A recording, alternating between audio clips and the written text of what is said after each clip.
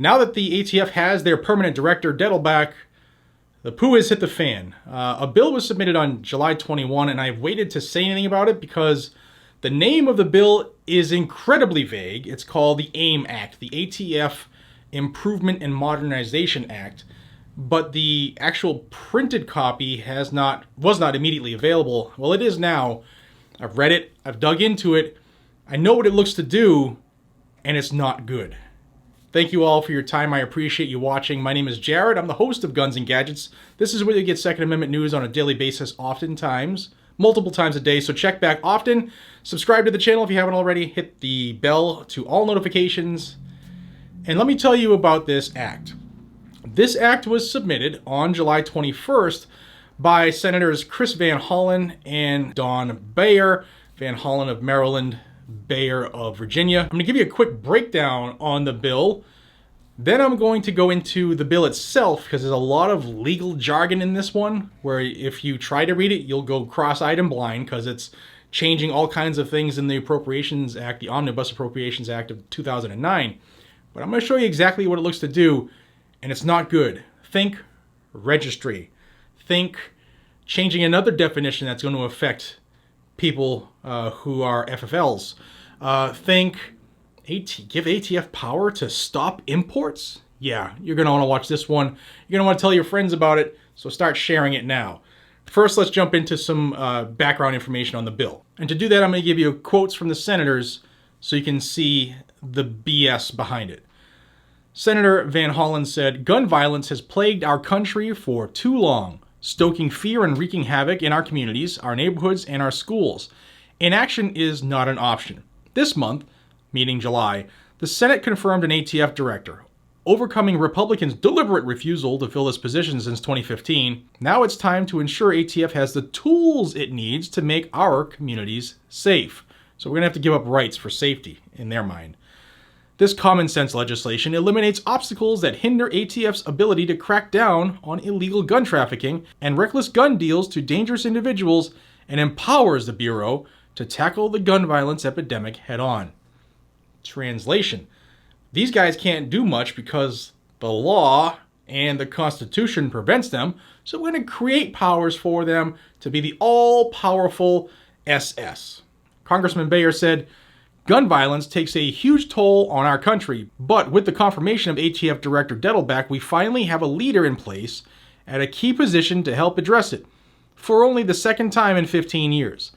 Congress must act to give the ATF the tools it needs to prevent gun violence and make American communities safer, and that is what our legislation would do. For years, the gun lobby and its allies in Congress have complained that we should just enforce existing laws, even as they hollowed out the federal agency charged with enforcing them. Our legislation would take a common-sense approach to remove barriers that hamper the ATF's mission to prevent criminals from acquiring and using guns. I appreciate Senator Van Hollen and the gun violence prevention leaders who worked with us to craft this important bill and urge my colleagues to support it." And if you're wondering what groups he's talking about as far as helping get this done, Brady, Everytown, Giffords, March for Our Lives, and the Marylanders to Prevent Gun Violence. So all the big money, all of the anti-gun groups have got behind these two cronies, these two pawns, and have marched them, and they're taking their orders. Now, on the screen here is what this bill looks to do in plain English, and then I'm going to show you the bill itself. Okay, it looks to make it easier for the ATF to work with other agencies to address violent crime, and I want you to pay attention to this. It wants to allow ATF to maintain a national centralized firearms database, a registry, so they can return trace data to law enforcement more quickly. A centralized database would also allow law enforcement to detect patterns that indicate gun trafficking. The National Tracing Center maintains its records on paper and microfiche, which means a single trace request could take a week or longer, stalling criminal investigations. So we're going to have a searchable database for the ATF and law enforcement under this bill to allow ATF to search computerized records they receive from dealers. Currently, they can't do that because it's called a registry and it's illegal. The ATF currently must remove the search function from records they receive in a searchable format. And if you believe they remove those, then you're frickin' crazy. 3. Allow NICS, the National Instant Criminal Background Check System, to hold on to background check information for more than 24 hours. So keep that information forever. A GAO report found that next-day destruction virtually eliminates the FBI's ability to initiate firearms retrieval actions when it learns after the fact that the transfer should not have been allowed. And finally, under this first section, allow the ATF to transfer agency functions to another agency to improve coordination or receive help from agencies like the FBI.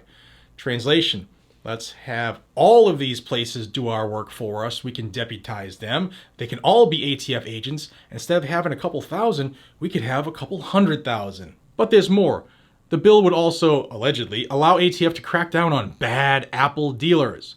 It would allow the ATF to conduct multiple inspections of a dealer in a year. Currently, they cannot do so, even if they suspect the dealer of trafficking gun crimes. No other federal agency is subject to this prohibition. 2.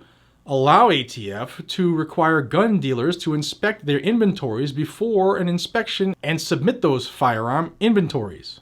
This would ensure that dealers report stolen or lost guns to ATF and make it easier to track them should they be used in crimes.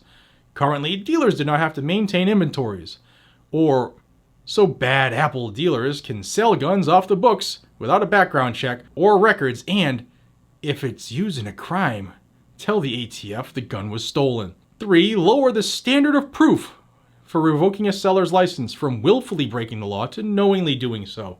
So make it easier for them to strip FFLs.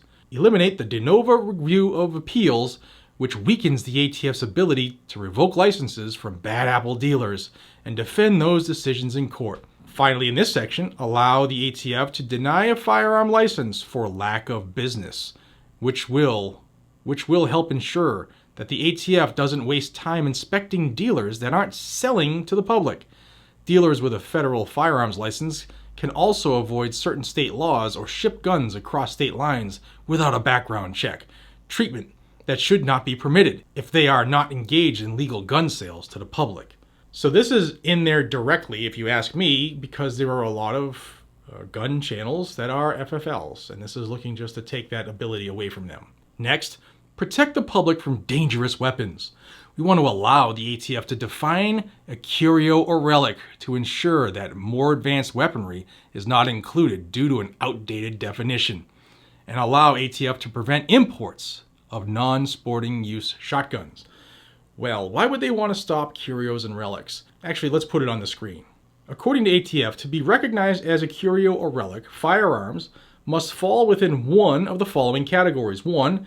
The firearm must be manufactured at least 50 years prior to the current date, but not including replicas thereof. Well, what would be made about 50 years ago? M16s and the like.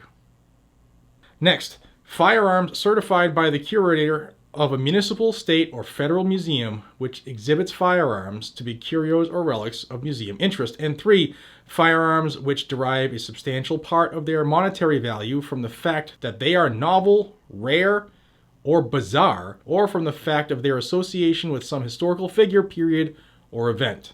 Now, ATF wants to change that definition. Change all the definitions the ATF wants to do. Frame, receiver, pistol stabilizing brace, curios, and relics.